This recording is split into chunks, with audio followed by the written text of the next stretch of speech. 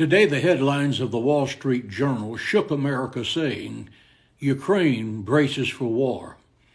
Russia's dream of recreating the USSR is becoming a reality.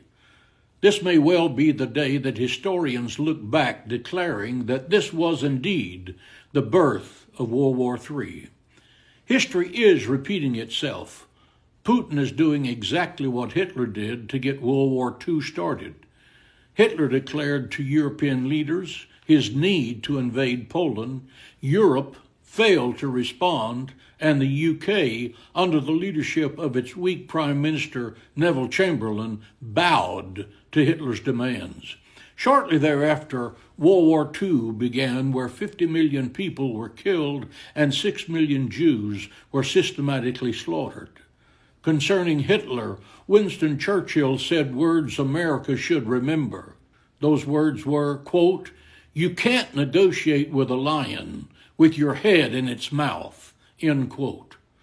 When Putin, the former KGB officer, the master of deception, looks at President Biden, he sees Neville Chamberlain, weakness personified. Russia and China are united in their efforts to destroy America. China is watching America's leadership make loud proclamations with very little action.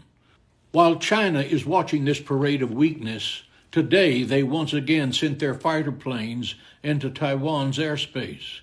China has Taiwan in its sights, where 65% of all semiconductors are manufactured for automobiles and high-tech electronics. Should China overtake Taiwan, they will then control automobile production in America and around the world.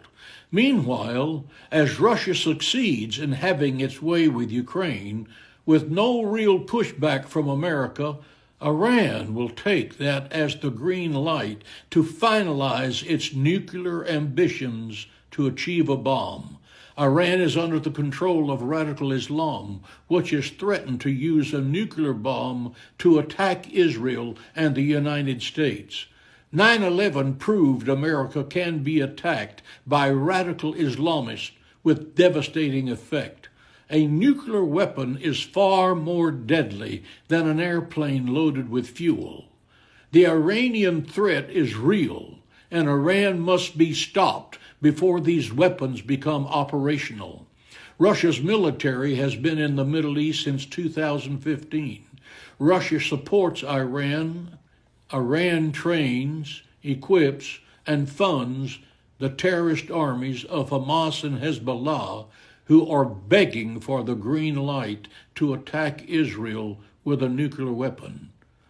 People of America, our nation is in a severe crisis. Now is the time to show our strength. Our leaders must take their rightful place at the head of the international table. They must start believing the threats of our enemies and stop ignoring the plight of our allies.